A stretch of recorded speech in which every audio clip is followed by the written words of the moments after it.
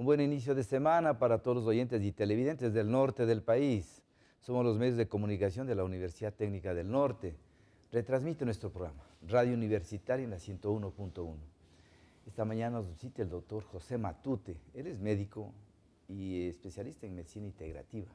Vamos a hablar qué es la medicina integral, justamente para que nuestros oyentes y televidentes tengan una noción clara de cómo es la salud. La salud no es solamente cuerpo sano, mente sana, sino también hay otros componentes como es la espiritualidad y lo social. Doctor, buenos días. Muy buenos días. Sí, ¿De dónde nace esta medicina integrativa, doctor? Sí, bueno, la medicina integrativa apenas la estamos escuchando desde 1900 con el auge que hubo en Estados Unidos, pero la medicina integrativa viene desde la época de Egipto. Estamos hablando de unos 10.000 años atrás.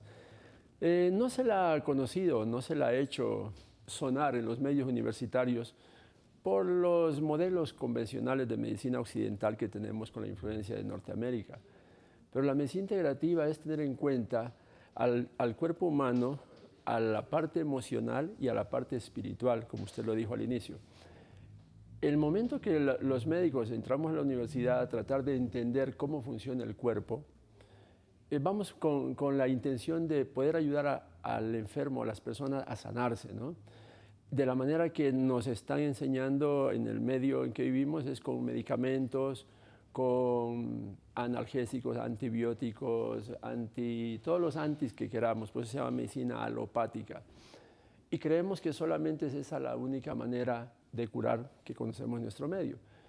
Cuando uno ya va ejerciendo la medicina y se va dando cuenta que todo esto es bueno, pero en muchas ocasiones no es suficiente, tenemos que seguir buscando más allá. En esa búsqueda estuve yo desde cuarto de medicina, que me sentí muy frustrado en muchas maneras de tratar a los pacientes. Desde ahí vengo buscando y me encuentro que esta medicina integrativa, como la palabra dice, es integrar a la medicina convencional alopática las diferentes maneras de curar que tienen otras culturas, como culturas orientales, como la India, la China, como los antiguos griegos, como los que se hacía en la antigua Mesopotamia. Muchas cosas que la historia nos aporta, pero en la universidad no nos remueven, no nos renuevan esos conocimientos ancestrales. Cuando ya voy conociendo todo esto, digo, pues esto podríamos integrarlo a la medicina convencional. Y oh sorpresa, cuando en 1990 y algo en Estados Unidos se crea el boom, el auge, de que los médicos consideran necesario en sus hospitales universitarios, iniciar la adaptación de métodos alternativos como medicina de acupuntura, medicina ayurvédica, que es la medicina hindú, con su herbolaria, la herbolaria china, y todo este bagaje de conocimientos que tienen, y los fueron asociando a los tratamientos con los pacientes y empezaron a ver que habían resultados favorables en determinadas patologías. Y viendo de esa manera que no tenemos por qué dividirnos, sino más bien unirnos, le llamaron medicina integrativa. Integrar todos los métodos curativos con tal de que el paciente y el médico se sientan mucho más realizados en su proceso curativo de médico-paciente, ¿no? Porque, doctor, al integrar la medicina tradicional y la medicina natural, integrar inclusive estas culturas, porque es una cultura occidental y oriental, sale beneficiado el paciente, pero hay que educar a nuestros pacientes, porque mire, cuando un paciente acude a un seguro, si es su seguro social, si no sale con 2 fundas de medicamentos en cada mano, no está conforme porque me han atendido bien, me han dado, entre más pastillas, me han atendido bien, pero si hay un médico que le dice, mire, su dolor de cabeza es por situaciones de estrés, tiene un componente emocional, le pido que usted cambie estilo de vida, que respire mejor, que se relaje, y probablemente le da muy pocas pastillas, o no le da. Este médico no me atendió. Sí, sí. Entonces, hay que educar a nuestros pacientes en el sentido de que no solo las pastillas y las inyecciones son el reflejo de salud. Así es. Porque estamos buscando la salud de afuera, ¿no es cierto? Pero estoy bien yo conmigo mismo. Me parece muy oportuna su intervención, totalmente de acuerdo. Tenemos los médicos, tenemos que saber entender que todos nuestros conflictos físicos vienen de un origen psicoemocional. Cuando yo estudié la homotoxicología es una ciencia que viene de la homeopatía convencional, pero con ciertas modificaciones en sus preparaciones de los productos. Ahí diríamos que hay dos tipos de homeopatía, no solamente hay el único tipo que mucha gente conoce, no, y todas son muy buenas y muy válidas, dependiendo del momento en que la tengamos que utilizar.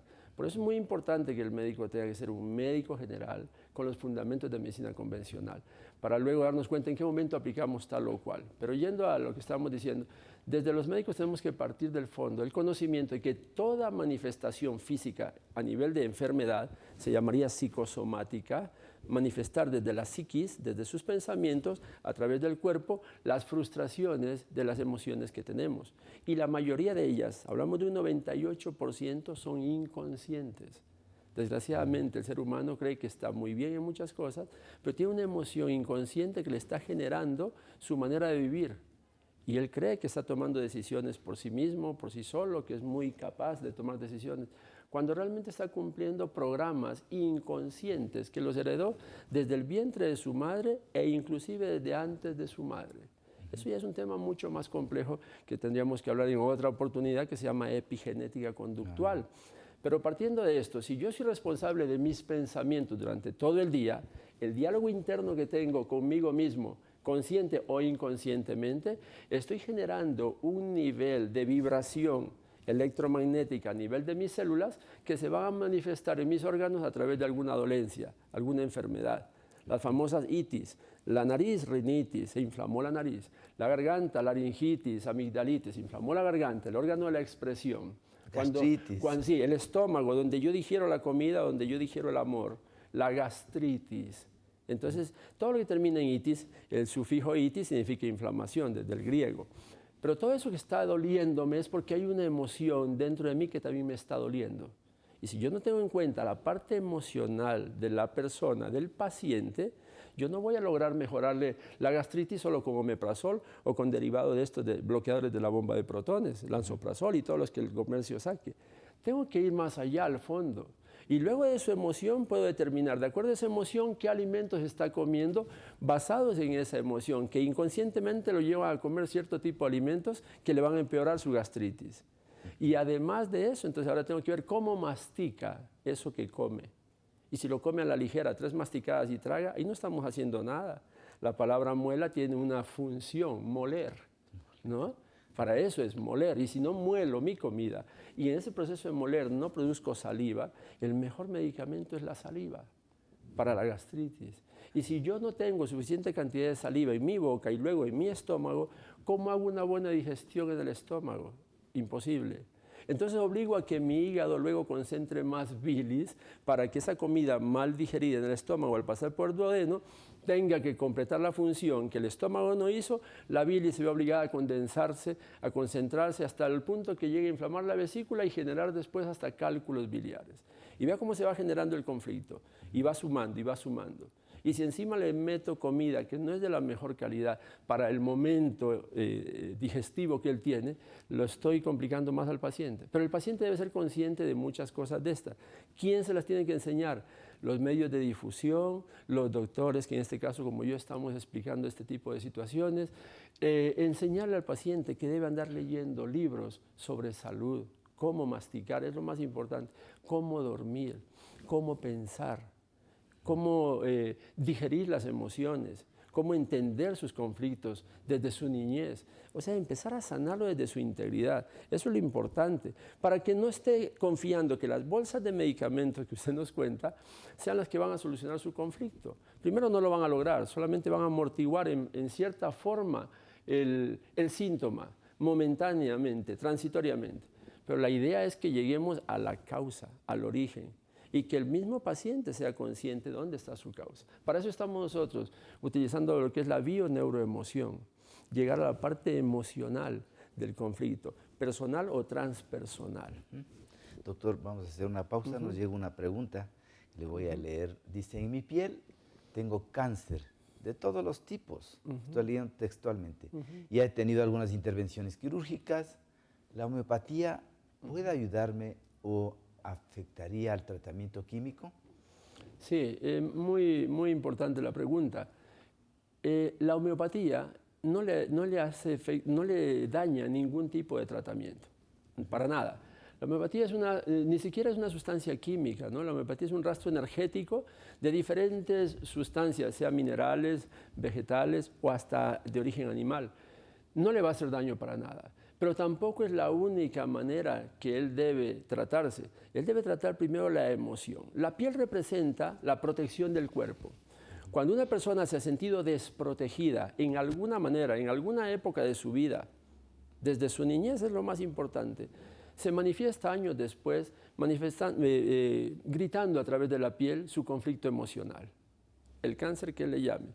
La palabra cáncer, que nosotros hemos puesto como el asesino, no es el problema es cómo viví mi vida cancerosa que llevó a que mi piel tenga que sacrificarse para avisarme a mí que he vivido una vida de una manera inadecuada emocionalmente y que me llevó a comer sustancias químicas con base a esas emociones que me generen más toxicidad, alterando mi pH celular, que es muy importante, que lo ideal es que esté en un nivel intermedio, se llama más cerca a lo alcalino que a lo ácido, un pH 7, 7.30, máximo 7.40. No puede bajar de 7 porque estamos en acidez. Con que bajemos de 7 ya estamos dándole al cuerpo las condiciones de envenenamiento para que él se transforme en el famoso cáncer.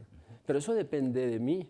Dependió de mí. Inconscientemente, no soy consciente de eso, inconscientemente estoy viviendo emociones muy dañinas para mis adentros. Entonces la piel grita y dice, mírenme, ¿cómo sufro? Es lo que está diciendo él. Pero el lenguaje interno él no lo entiende.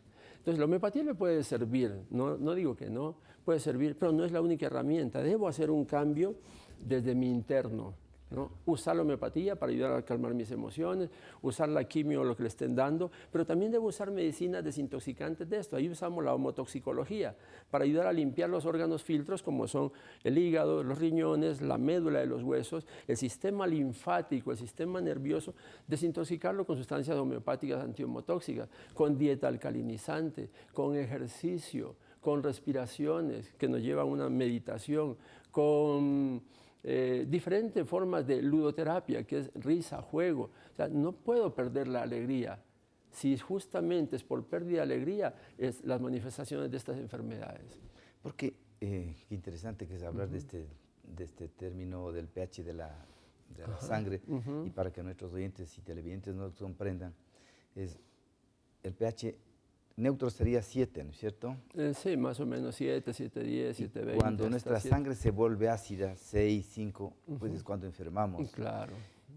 Pero este pH, ¿cómo se logra hacer alcalines con las frutas, con los cereales?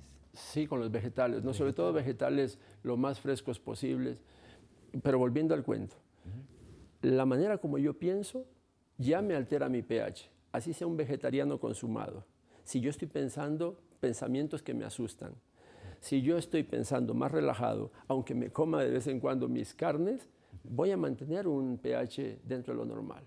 Lo malo es, si yo creo que solamente la comida vegetariana me va a salvar, pero sigo en un pensamiento conflictivo, por ejemplo, gente que habla mucho de que la vida está dura, la crisis, el gobierno, los hijos, lo que él vea un conflicto le está generando una producción de sustancias que alteran su pH.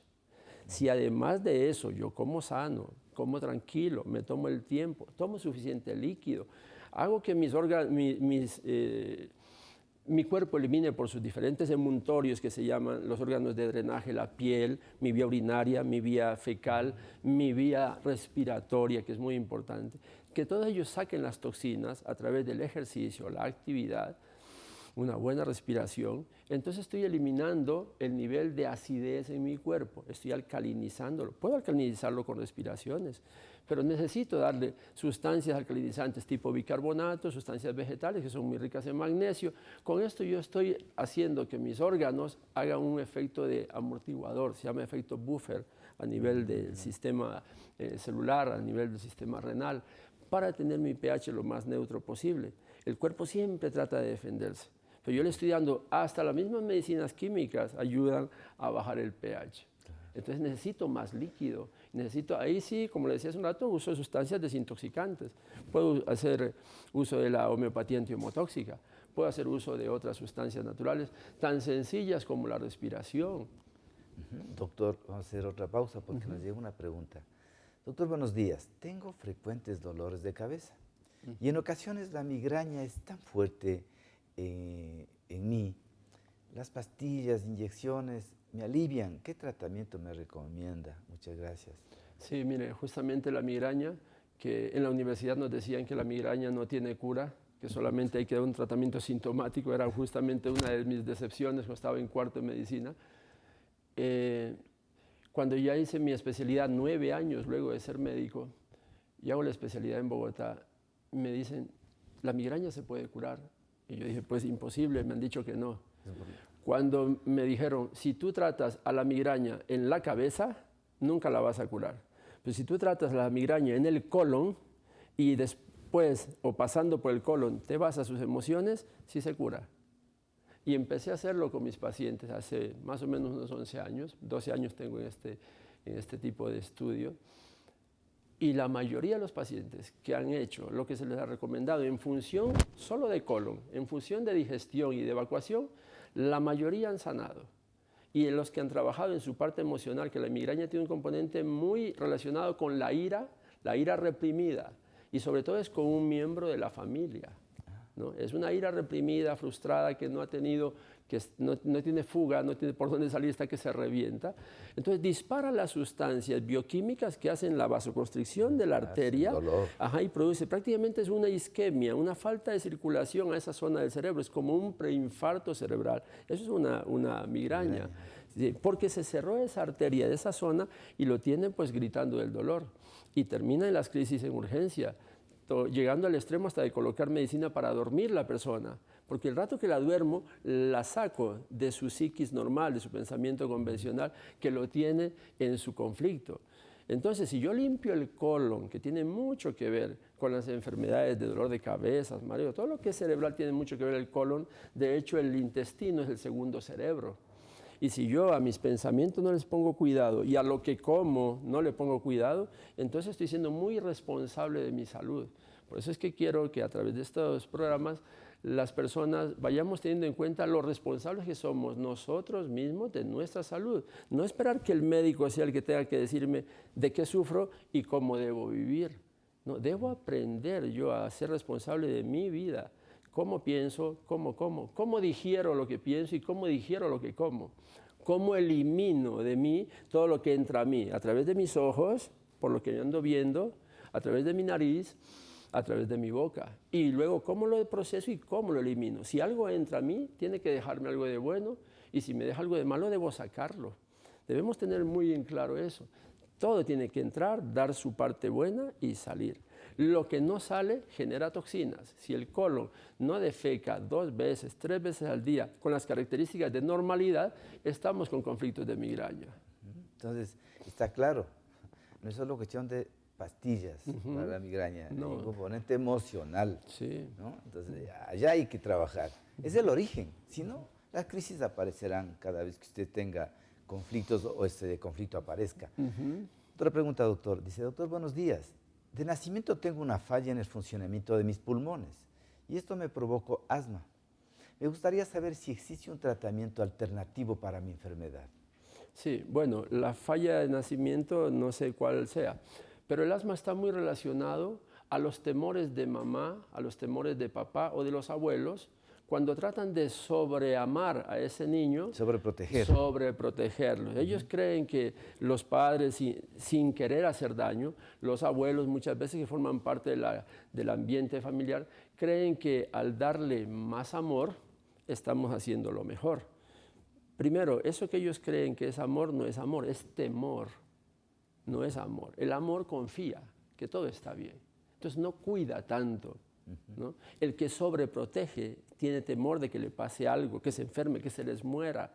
Entonces exageran eso. Eso es temor. Esa exagerada energía de parte de mamá, papá, abuelos, los que estén alrededor del bebé, van a generar en él estas reacciones de tipo bronquiales que le van a asfixiar. Dicho de otra manera, el niño dice, de adentro me asfixian con tanto amor tóxico, porque no es el amor bueno, sí, me asfixian, déjenme respirar.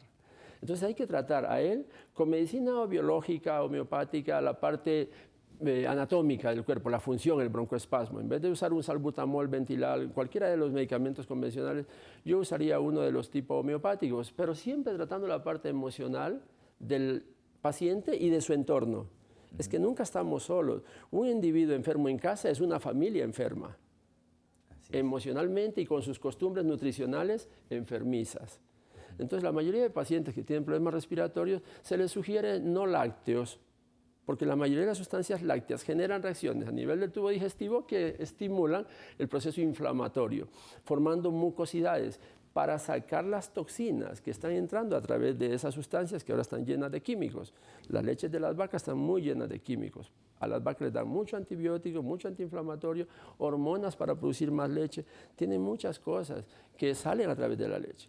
El sistema de la manipulación de estos lácteos hasta que llegue de la vaca a nuestra boca tiene muchas sustancias que no son saludables y eso hace que el cuerpo reaccione. Además de eso, la misma leche de vaca per se ya genera un tipo de inflamación en nuestro cuerpo y hace que el cuerpo, para sacarla, forme mucosas, más moco a través de las mucosas. Entonces congestiona nariz, congestiona garganta y hace que el paciente alérgico empeore sus alergias. Pero la alergia no está determinada por la leche, sino por el factor emocional de este niño en el embarazo o después del embarazo, los primeros 3 a 5 años de vida. Ahí es donde está el conflicto. Entonces hay que tratar a él y a su entorno familiar. Sí. Irlo liberando de esa asfixia, de esos miedos. Sí. Hemos contestado las preguntas, doctor. Qué interesante es el tema del segundo cerebro. Nuestra inmunidad se encuentra en el intestino, pero eso tiene que comprender nuestros oyentes y televidentes. El hecho de que yo me enferme, no me enferme, o si me enfermo, mi cuerpo tiene suficientes glóbulos blancos de defenderme. Esta inmunidad está en nuestro intestino y qué mal que lo tratamos, ¿no? Primero, con la cantidad de antibióticos que usted toma, ¿no? Destruye esa flora intestinal que es la que elabora nuestra inmunidad. Sí, es cierto. Sí, se habla de que un 70, un 80%, es altísimo, ¿no?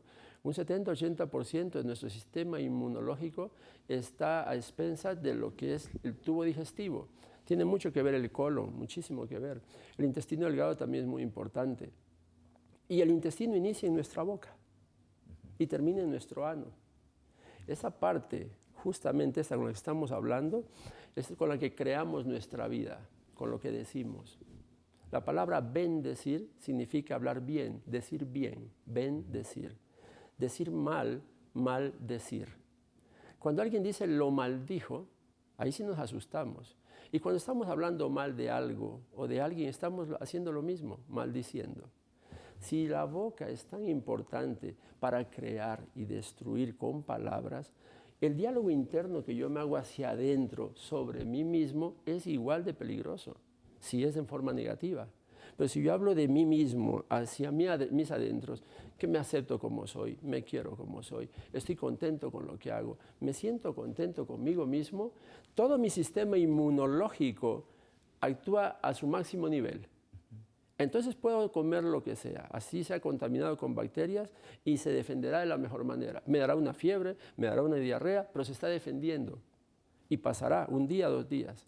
No necesitaré medicamentos externos, antibióticos, contra, bios, vida, antibióticos contra la vida de esas bacterias que en ese momento me han dado una infección.